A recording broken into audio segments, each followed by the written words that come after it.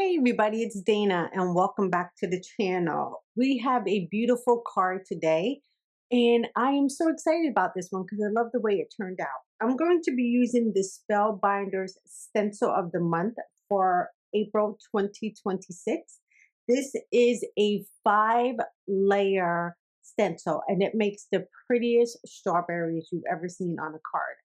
So as you can see, we have 5 layers here and we're gonna go ahead and get started. So I'm gonna go ahead and bring in my grip mat. And the paper I'm using today is the chiffon paper from Spellbinders. It's a very, very light pink. And I thought that would be pretty to use instead of using a white background. So I'm gonna start off with the leaf layer, which is layer 1. I'll go ahead and press that down. And a little tip, for me, when I need to line up multiple stencils, I like to take some tape and place it across the top of my stencil. It's not touching, it's actually just touching the stencil. It's not sitting on top of it. So I'll press that down and then I'll put another piece along the side. This is going to help me line up my future stencils. This is just a little tip that I do, and it just makes it really easy when you have those layering stencils. So for my ink today, I am using Concord and Night, Sprout, Parsley, and Clover. And I'm going to start out first with my Sprout. That's going to be the lightest of my greens. And I'm using a larger blending brush, and I'm just going to put that color all the way across here.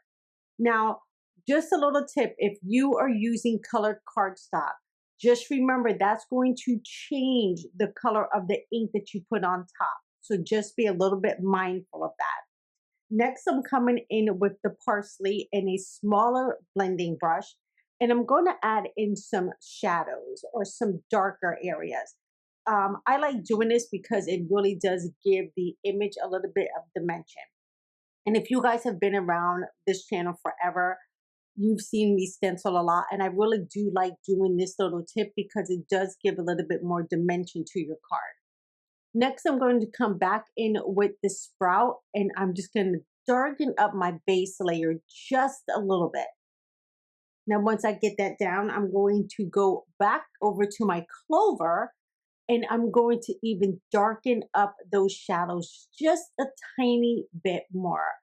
I just want that to be a little bit stronger because I kept feeling just those two colors together was just a little bit too light. All right, let's go ahead and pull this back and see what we have.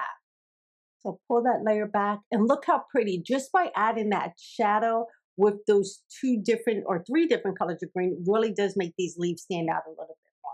Now I'm putting on stencil number 2, and you can see it was so easy to line up because I just used that tape as a reference.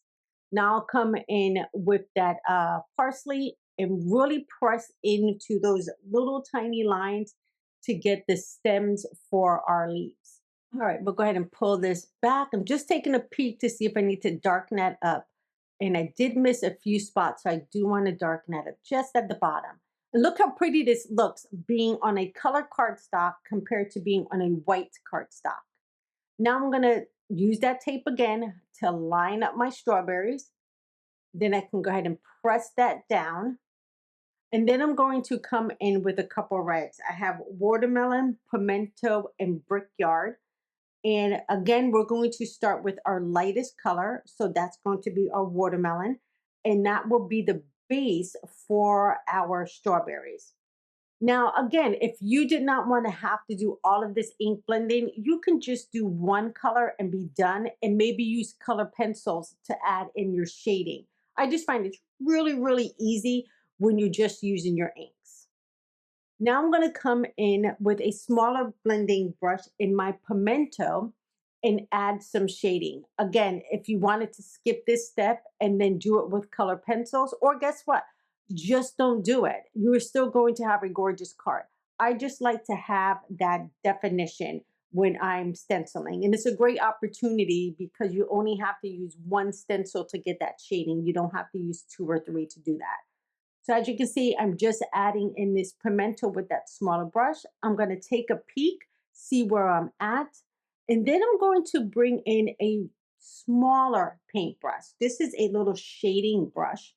And I just want to make sure that I kind of get into the grooves of this stencil. The larger brush was doing it for me, but I felt like I needed to get even a little tighter shadow on these. So that's why I switched to the smaller blending brush.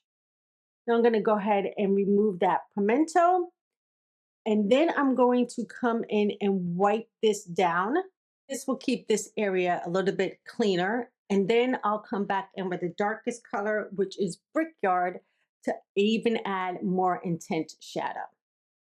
All right, once that is done, I can go ahead and pull back this stencil and look how pretty that is. Oh, it's so gorgeous. Now it's time to add in our little flowers. So for this, I changed it up. Because I am using that chiffon paper, that very, very light pink, I wanted to kind of make these flowers stand out a little bit more. So instead of just going right into a color, I'm going to use some pigment ink. So this is Hero Arts White Pigment Ink, and I'm using a foam adapter to go ahead and press this in. This is going to show up very white on this panel, and that's exactly what I want because I want my next color to be a little bit brighter. So as you can see, I'm really working in that pigment ink into that stencil so I can cover up those flowers. Now I'm going to peel this back, take a peek, and I need to wipe this down before I start my next color. So for the next color, I'm going to come in with a very pretty yellow. So this color is Buttercup. And now I'm going over that white area. That's going to allow my yellow flowers to pop. It's going to, that white pigment ink underneath is going to really make that yellow stand up or stand off of this paper. That's a little tip. If you want something to look brighter on your card, start first with the pigment ink and then do your color over it. So when I remove this, you can really see how bright that yellow is. Now for my last layer, which is going to be the seeds of my strawberries, I'm going to use hazelnut for this. And I'll line that back up with that tape, press my stencil down, and then I'll go ahead and grab a blending tool here. I'm using a smaller one here. And I'll go ahead and finish off the rest of the stenciling on this layer. Now, let's see what we have here. Look how absolutely gorgeous this is. So I'm going to go ahead and fold back my sticky mat and look how pretty this is. All right, let's go ahead and set that aside. Now for my sentiment, I'm going to use my BetterPress. I have not played with this in a while, so I thought it'd be perfect to use for this card today. So I have the Birthday Wishes BetterPress here, and I'm going to line that up on the center of my platform. So this here is the Birthday Wishes BetterPress. It's going to give me a lot of great sentiments that I can use on birthday cards. I went ahead and I lined that up in the center. Now I'm going to take a piece of coordinating chiffon paper and I'm going to tape that down to my plate. Now, what's so great about the BetterPress is that it's going to press the sentiments into the paper. So it gives it more of a textural feel because it looks like it's letter pressed into the paper. Now, remember, with your BetterPress plates, you can also foil with them. So it's like a twofer, which is really great when you're using supplies that you want to stretch a little bit more. So for the ink color, I'm going to come back in with that hazelnut. Now, I think that's going to look perfect because I want to pull a little bit more of that brown out. So I'll go ahead and tap this on here. And I'm trying to be very careful not to get this all over my plate. Now, if you get it on your plate, it's not a big deal. You can just wipe it down. Or I've also seen people put, what is that, press and seal over the top or a piece of saran wrap so you don't get the plate dirty. But I'm being kind of careful here. And I'm just going to tap that color on. Now all I have to do is grab my top plate, flip that over, and then I can run this through my machine. So tell me, who already is a member of the Spellbinders Kits of the Month? I think they're absolutely gorgeous and a great value. And look how pretty this is, you guys. I think they're a great value. So if you're not signed up, go ahead and make sure to sign up. Registration closes the 27th of every month. But on the first, you'll be able to get a preview of what is coming. And if you like it, go ahead and sign up for the subscription. If you are liking what you see in the kit, usually they sell out within like the first 5 days. So if you like something, I definitely suggest that you get on a subscription for them. I have several subscriptions with them right now. So if you see something you like, grab that subscription so you know that you can have it before it ends up selling out. Now, if it does not sell out, I believe it's the 10th of the following month or somewhere around there that they go on sale back to the general public. All right, I used a little bit of tape here to hold this in place, and then I can go ahead and put this on my mats for my impress, and then I'll run this through. Now I have all of these gorgeous sentiments that I can put aside and use for cards in the future because I really do like this soft chiffon and brown color combination. But as you can see, it's so pretty. And again, it's pressed into the paper.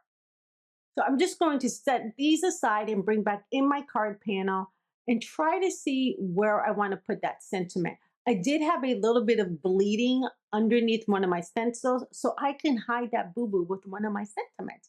That's a great thing about placements of sentiments on our cards. So now I'm going to go ahead and use a oval die because I want to give the center of this card a little bit of dimension. So I think this oval will be perfect.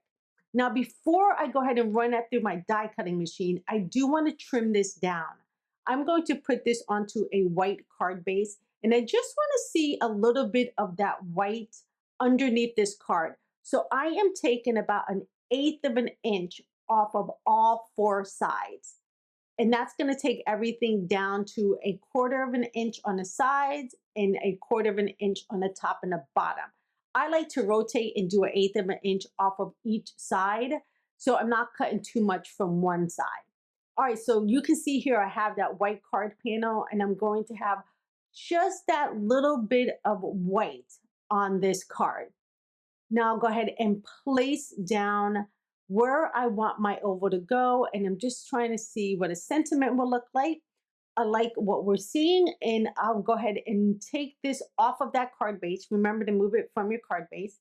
I'll put this onto my mat again, line up that oval in the center, and then run this through my die cutting machine. All right, now we have this gorgeous center that we can pop up. I like giving just a little bit of dimension, and this die has like little lines around the edges, so it's going to give me a little bit of texture. All right, let's go ahead and start putting this card together. So for the base part, I'm just going to glue this down to the card. I'll use a little bit of glue, place that all the way around, and then I'm going to place this down on the card. Now, let me ask you a question. Do you like the strawberries on this chiffon cardstock? I just think adding just a different color instead of our standard white just makes our cards a little bit more elevated. Tell me in the comments below if you would do this card on color cardstock. I think it'll actually be pretty as well if it was on like a yellow background. I think that would be gorgeous as well. Now I'm going to bring this back in. And remember, I said I want to have this a little bit elevated. So I am going to bring in some thin foam tape. I could have used a wider piece of foam tape, but for the life of me, I could not find it in my room. So I'm going to use a thinner one, just add a couple of pieces to the back. And then once I have those pieces on, I do like to add a little bit of glue. This gives me just a tiny bit of wiggle room to place this back in place. So that's another good tip. If you're going to add a little bit of dimension to your cards, go ahead and do that with the foam tape, but then also add a little bit of glue to your foam tape so it gives you just that little bit of time to like wiggle everything into place. So as you can see here, I'm just running that glue up and down.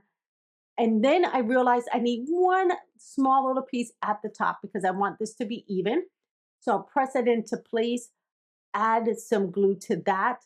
And then when I go to flip this over, I have a couple of more seconds to go ahead and shimmy this into place.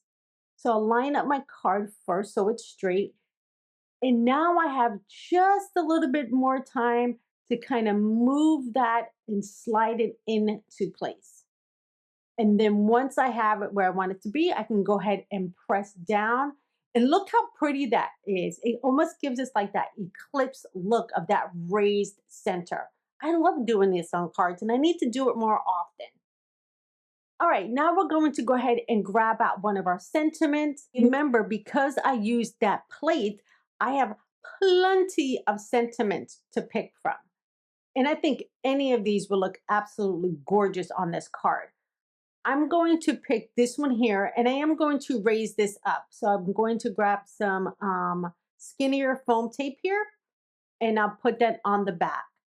Now, I'm going to make sure to place this so it's going to be on the same height as the oval panel. If this is going to hang off a little bit, you need to double this up so your heights are even on your card. So I'll go ahead and peel off this backing here, and then I can place this down on my card. Remember, if this is going to hang off, you're going to want to double up your dimensional tape. But as you can see, mine is sitting right on the edge of it. So it's not like that piece on the left is going to like dip down. It's going to be nice and even. All right, one final touch here is I want to give a little bit of embellishment to this. I pulled out my Spellbinders Aurora Opulence Sequins, and I'm going to place those in the center of our flowers. I think this is just going to give this card a little bit of iridescence, which is going to blend so nicely with all the colors we have on the card. Now remember, you can skip this step. I just thought that these looked so pretty in the packaging and I had them off to the corner of my desk and I thought these would look perfect on this card. But if you didn't want to do that, you can do clear gems, enamel dots. It's totally up to you how you finish off this card. I'm just going to add my last few right into the center. And then we're going to be done with this card. So tell me what you think of this month's kit for the Spellbinders Stencil of the Month. Look how gorgeous that is. All right, everybody, that's going to be our card. I will have another card to you in just a day or two. I will see you guys in the next video. Take care, everybody. Bye-bye.